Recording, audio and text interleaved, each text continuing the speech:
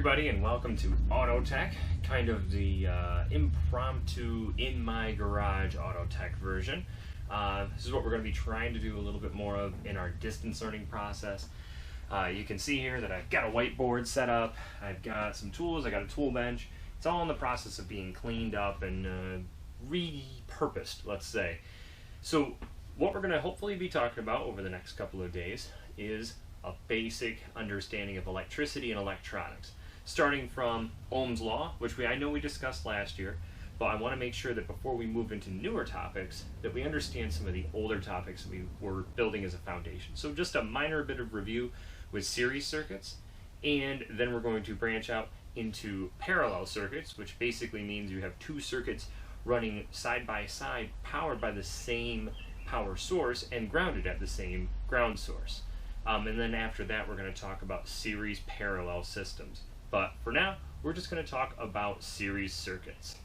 So one of the biggest things that we need to make sure that we understand when we discuss electricity is Ohm's Law. And if you remember what Ohm's Law is, it takes 1 volt to push 1 amp through 1 ohm.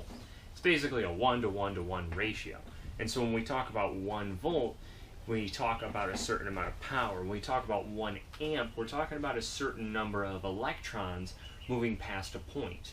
And then when we talk about 1 ohm, what we're talking about is one value of resistance. And that resistance value has to do with restricting the flow of amps. So when we talk about a circuit, a lot of times we're going to talk about a power source. That's where our volts are present. When we talk about a load, the load is usually the device in the circuit that is designed to utilize the electricity, and then it's going to govern how many amps flow through it. So let's just do a very simple diagram here. Power source first, and it's going to be positive at the top, negative at the bottom. We're going to show some positive and negative plates for our battery. And what we're going to be doing is attaching power at our positive terminal. We're going to go over, we're going to create a load, and that load has to have a ground path to it to send those electrons back to the other side of the battery. So this is what it's going to look like. We're going to just do a very simple light bulb, and that light bulb is going to look something like that. We're going to have it connected in circuit like this and back to our battery. So when we look at this, and we'll make it completely continuous. When we look at this diagram, we have all the makings for the most basic circuit. I mean, essentially, what we have here is this light bulb in a socket attached to a power source. What we have to establish here, though, is how much power is available. So we're going to use some theoretical ideas here. So basically, you'll always have 12 volts available, kind of signifying that we're working with a car versus 120 volts for a house or something like that. So when we look at this, we'll see that our voltage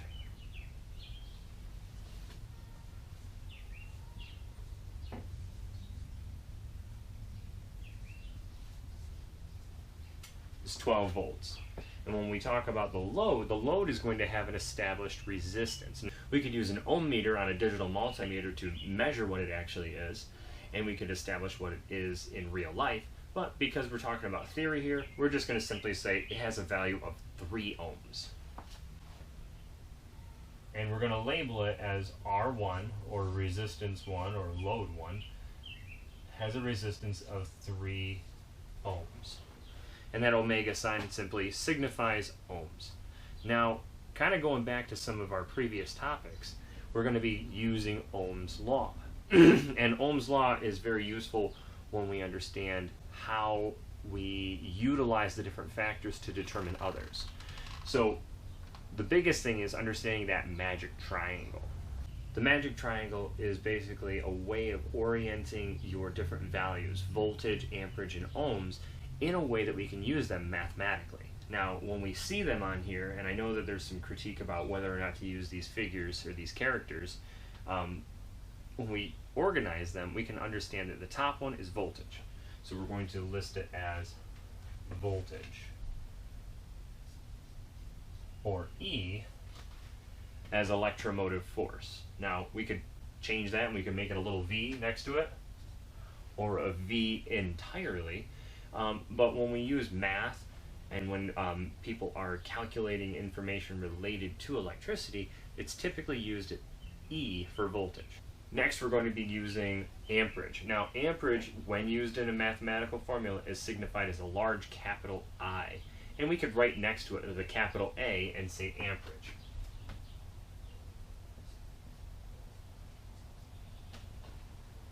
And then the last one is ohms, or R in mathematical format.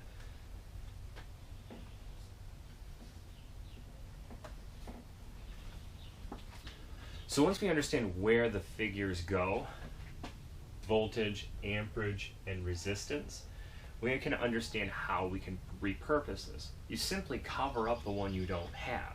So in our example here, we have 12 volts and we have 3 ohms. We can put in a new version of this. We can write it as 12 over 3, and then simply we would cover this up or cover this up, and this is the unknown variable. So what it tells us is we need to use division. And if you ignore this, it's 12 over 3, 12 divided by 3, and that gives us our amperage. So 12 divided by 3, 4. So when we talk about this circuit, it's going to draw 4 amps. So we know what our current flow is. And a lot of times in my diagrams, I'll just have an arrow kind of rounding a corner, and this is telling us our amps. In this case, it is 4 amps. So it's very basic math when you're trying to just do it that way. If you wanted to do it another way, and you had no other value other than amperage and voltage, you can use this, this magic triangle for determining what ohms is. So let's try it that way. So in our new example here, we've still got 12 volts, and our amperage is now 6. So if we try to utilize our triangle here, what we're going to be using is 12 over 6, and then we have no answer in the ohms position, and as a result, it's 12 divided by 6, which equals 2. So our total resistance in this circuit, 2 ohms. So just using this division format is very simple. What if we don't know voltage though? In voltage circumstances, what we can do is use multiplication. So it's kind of rare and it's an odd situation, but most of the time in automotive world, we're dealing with 12 volts. If you start talking about heavy duty vehicles or tractors or bigger stuff that uses more power to get that big engine started, you're probably going to be talking about 24 volt systems or 48 volt systems.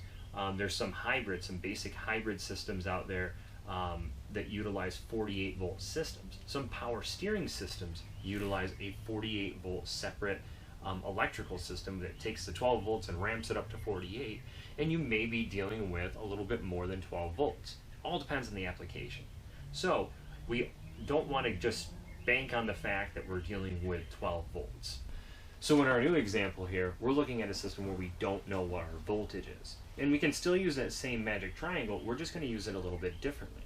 The unknown is now voltage, where before the unknowns were amperage and ohms, now it's voltage. So in this case, we can use some of the data that we already have.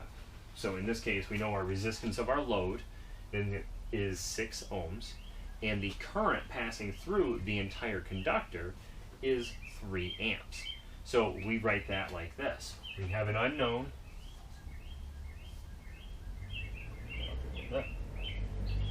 and we have 3 amps, and we have 6 ohms. So it's very simple. Now, since we're not dealing with this dividing line, now we just multiply to determine what goes above that line. So 3 times 6, 18.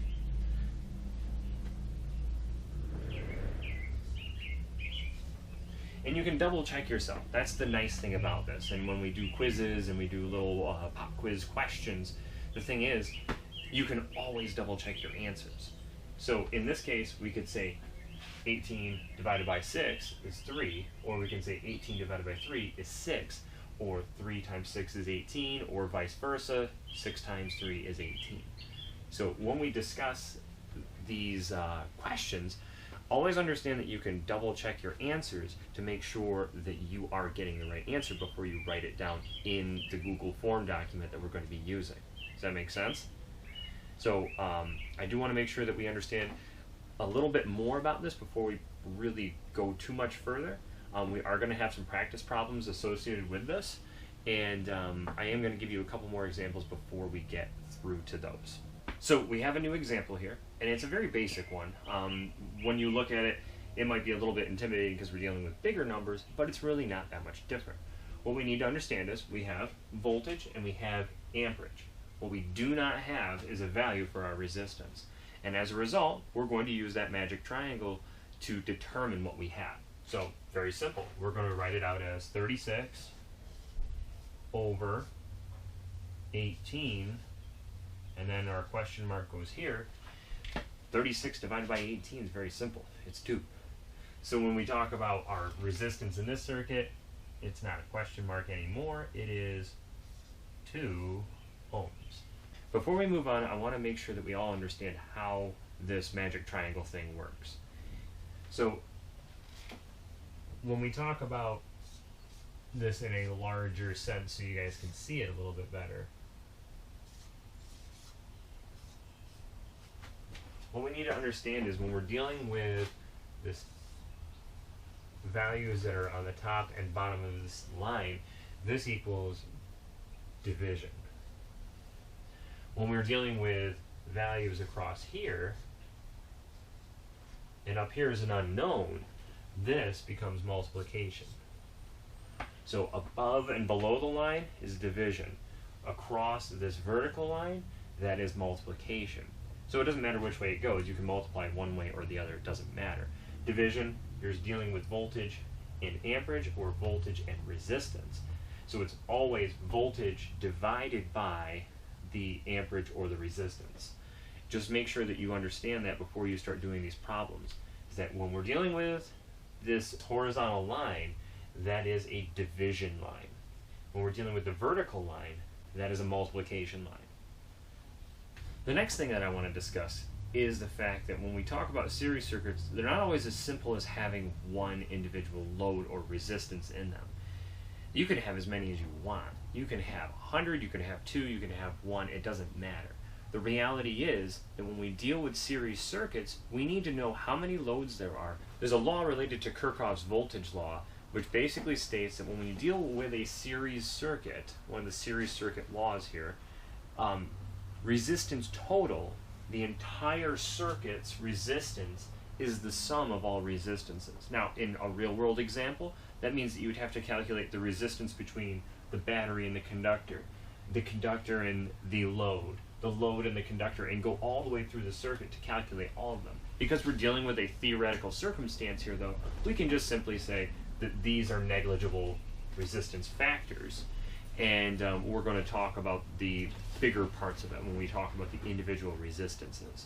So again, looking at it like this one has 2 resistors in it.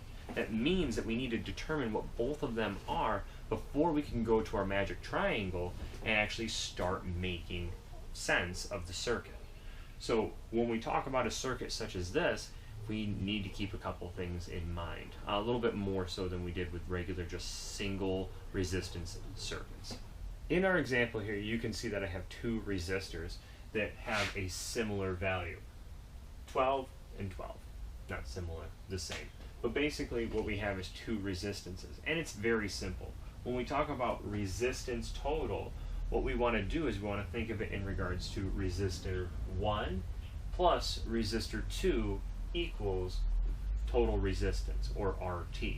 So in our case here, what we're going to have is 12 plus 12 equals RT. And then finally, we can actually determine what resistance total is. Obviously, 12 plus 12 is pretty straightforward.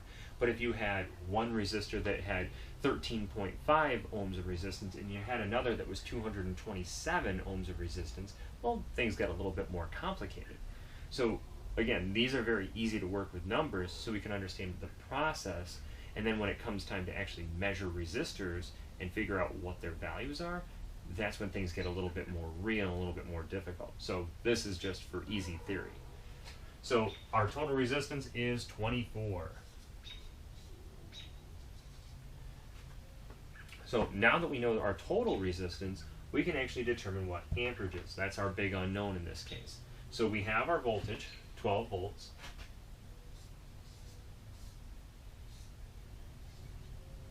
We have our question mark where amps goes. And then we have our resistance total. Now, 12 divided by 24 isn't 2, it's 0.5. It's 12 divided by 24, not 24 divided by 12. Keep that in mind to keep the order appropriate. That way we don't have some sort of silly mistakes where we just look at it and say, oh yeah, that's easy. Because it is easy to say 24 divided by 12, it's 2. But 12 divided by 24 is 0.5. So we get a value of 0.5 amps, 0.5 amps to finish off that system. So in this new example, we're still dealing with those two resistors in our circuit, and things have changed up a little bit. We've got 48 volts, we've got R1 with a value of 14.25 ohms, and we have amperage with a value of 3 amps. Now, when we look at R2, it's a question mark. So we don't know what resistance total is by just simply taking resistance 1 plus resistance 2 equals resistance total. In our case here, what we need to do first is use our 48 volts and our 3 amps to determine what resistance total is. Once we've determined what resistance total is, we would take our known value and subtract it from resistance total. So let's do that real quick. We've got 48 volts on top. We have an unknown for our resistance total, and we know that we have 3 amps. Now, if we take 48 and divide it by 3, we come up with a value of 16 ohms. So our resistance total becomes 16 ohms.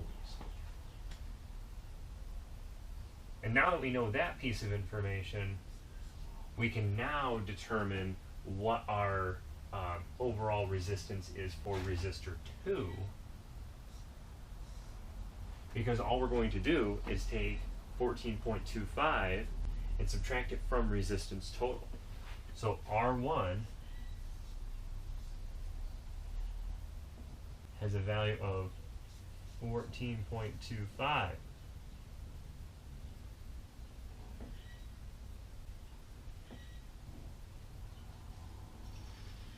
And we're just simply going to subtract.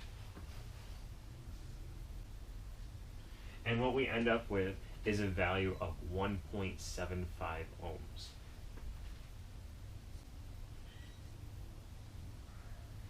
So R2 becomes 1.75. 1.75 plus 14.25 equals 16 ohms total, just like our resistance total. 16 times 3 is 48, or 48 divided by 16 is 3.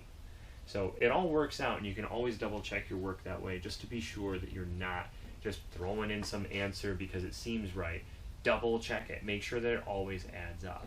So just understand that we do run into these circumstances with a lot of those ASC style circuit problems that we'll be practicing with. There are many that have that unknown value. So what you need to do is you just simply take your calculated resistance total, the voltage divided by the amperage, and add up all of your resistors, depending on how many there might be 6. Add them all up and subtract it from our resistance total to determine what that missing value is. Does that make sense? So we're going to do one more example here, and we've added an extra resistor here, so now we have a total of 3 resistors in our series, which really doesn't add any more complexity. We just have to understand it's now R1 plus R2 plus R3 equals resistance total. So when we look at this, we're solving for voltage. So in our example, we cover up voltage, and it becomes an example of amperage multiplied times resistance. And then remember, it's resistance total, not whatever resistor you decide to grab. So in our case here, we've got 5.2 on resistor 1, 9 ohms on resistor 2, and 0.2 ohms on resistor 3. So simply add them up. R1 plus R2 plus R3 equals resistance total. So there's our formula. And what we're going to have is 5.2 plus 9 plus 0.2 equals, I'll give you guys a second to figure this one out,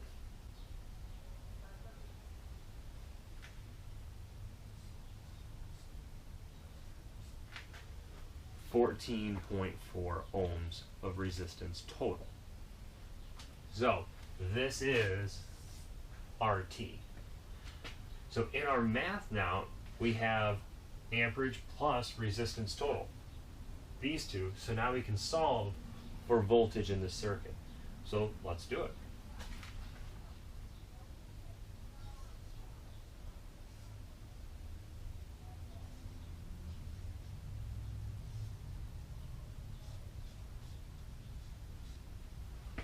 .5 times 14.4. You do the math now. 2.5 times 14.4 is 36.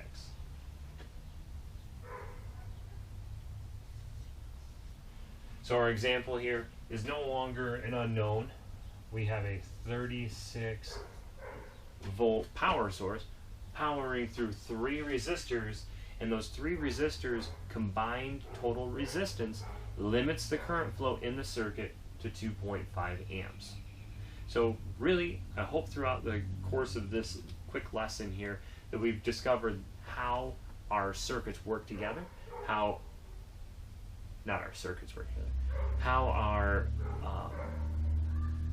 values, our voltage, our amperage, our resistance, how it all works together, kind of in a one-to-one relationship where we say it takes 1 volt to push 1 amp through 1 ohm of resistance, and it is governed, the whole system is governed by resistance and how much voltage is there, because after that it's all amperage. Amperage is determined using those 2 values. So I hope that makes sense. The next lesson that we'll be going over kind of will be moving on past this. We're going to do a couple of situations where we're going to use some practice tests, and we're going to have you take some pictures of them, turn them back into me, and then that way you can get graded. You can make sure that you understand the process before we move on. But it's going to require that we're all on the same page here. So make sure that you do the work that's assigned. I'm going to include a PDF document of the ASE NATEF series circuit test sheet. We'll do that today, and then we'll do that tomorrow as well. And I want to make sure by the end of tomorrow that you've turned in your work, and then that way I can see the results of it. Those PDFs, I'm going to try my best to figure out how to make them a fillable document. That way you can get it, fill it in, turn it in with your name at the top, and then get graded that way. So I'm going to tinker around with that a little bit. Oh yeah, one last thing. So if you haven't noticed yet, AutoTech 20. We're talking about the new sweatshirts. We finally got them in. So here's the design on the back. Just like we had talked about, they are all in. They're all in a big cardboard box in my porch, and I want to make sure that I can get them to you. So I'm going to be trying to determine a day that works best for me to grab them all, throw them in the back of my Yukon, end up at a kind of central location, and then you guys one by one can come and pick up your hoodies. You paid for them. It's your turn to get your stuff back, and I want to make sure you guys get them as quickly as possible. So they seem to fit really well. The quality of the print looks pretty good, and it does take up a sizable portion of the back.